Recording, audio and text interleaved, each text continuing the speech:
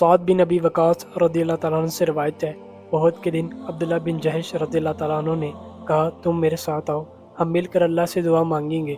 وہ لوگ ایک جگہ پر الگ ہو گئے تو حضرت سعد رضی اللہ تعالیٰ عنہ نے یوں دعا مانگی،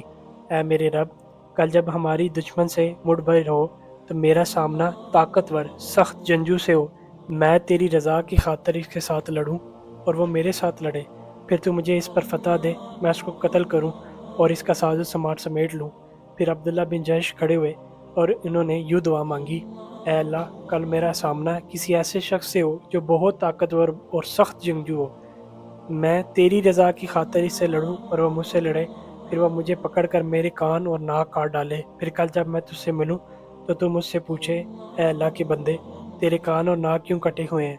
تو میں کہوں، یا اللہ، تیری اور تیرے رسول اللہ صلی اللہ علیہ وسلم کی رضا میں۔ پھر وہ فرمائے، تو نے سچ کہا۔ حضرت سعد بن ابی وقاص رضی اللہ تعالیٰ عنہ فرماتے ہیں، اے بیٹے عبداللہ، ابن جہش کی دعا میری دعا سے اچھی تھی۔ میں نے اسی دن شام کے وقت عبداللہ کو دیکھا، اس کے کان اور ناک ایک دھاگے میں لٹکے رہے تھے۔